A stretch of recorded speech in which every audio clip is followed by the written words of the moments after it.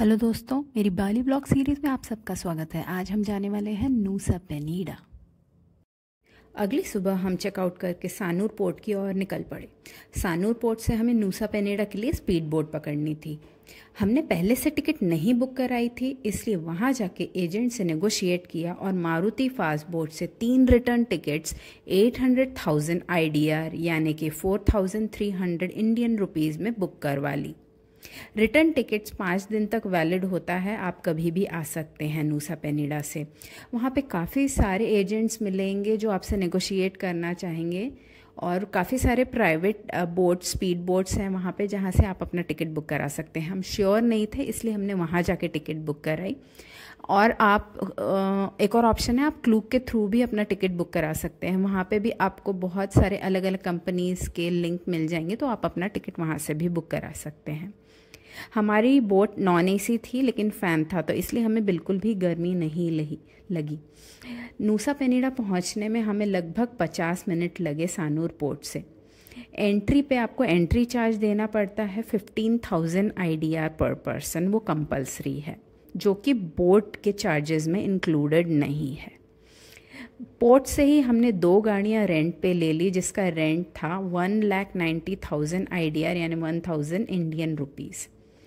पास ही में petrol pump था, petrol भरवाया, लंच किया, फॉरेक्स लिया और हमारे होटल की ओर चल दिए।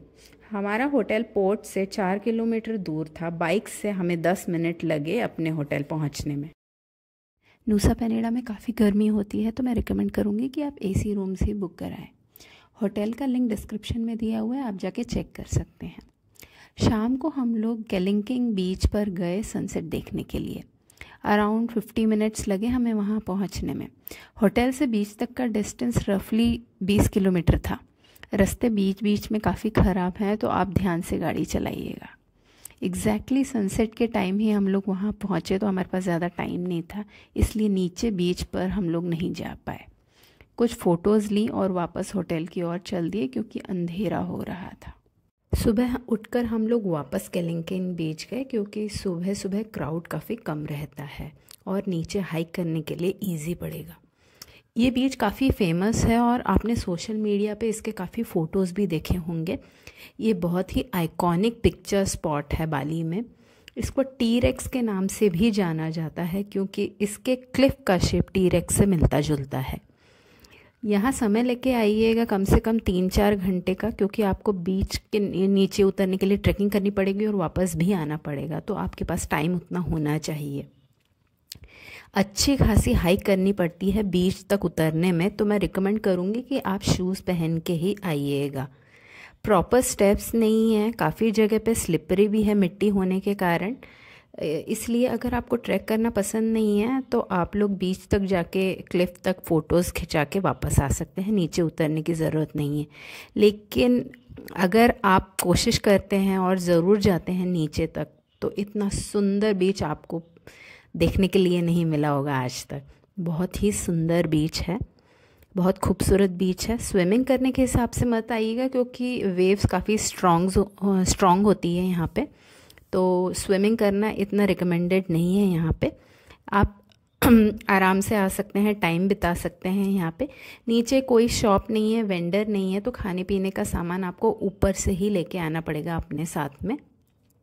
और रिकमेंड करूँगी कि पानी की बोतल साथ में ही रखिएगा क्योंकि बहुत धूप रहती, और एक कैप भी पहन के आइएगा, सनग्लासेस भी होने चाहिए आपके साथ में। आप देख सकते हैं रास्ता कितना पथरीला है, और जब भीड़ बढ़ने लगती है तो आपको चढ़ने उतरने में और ज़्यादा टाइम लगता है। मैंने तो बहुत एंजॉय किया क्योंकि सुबह सुबह काफ़ी कम लोग आए थे बीच पर, तो मैं रिकमेंड करूँगी कि आप भी सुबह सुबह जाइएगा। हम लोग यहाँ से वापस होटल गए, थक गए थे, लंच किया और फिर आराम किया। शाम को उठे, हम लोगों ने सोचा कि हम लोग डायमंड बीच भी घूम के आते हैं।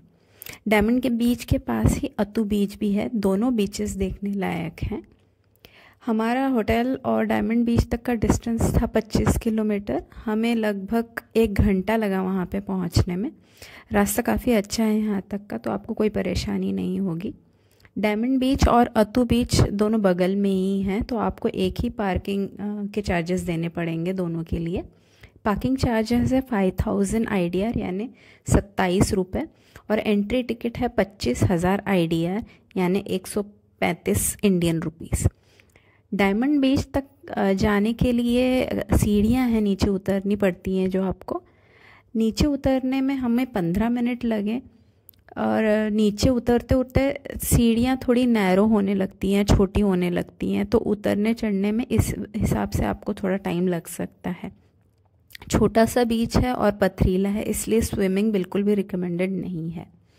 अत्तू बीच के लिए हम लोगों को वापस ऊपर चढ़ना पड़ता और लेफ़्ट साइड से वापस से सीढ़ियाँ नीचे उतरनी पड़ती, इसलिए हम लोग अत्तू बीच तक नहीं गए। आप चाहते हैं तो आप अत्तू बीच भी जा सकते हैं, लेकिन मेरे हिसाब से दोनों बीचेस में ज़्यादा बेटर सीनिक व्यू डायमंड बीच का है। ये था हमारा चौथा और 5वां दिन बाली में। अगर आप मेरा व्लॉग देख रहे हैं और मेरे कंटेंट को एंजॉय कर रहे हैं तो प्लीज़ मेरे चैनल को सब्सक्राइब ज़रूर कीजिएगा। Thanks for watching.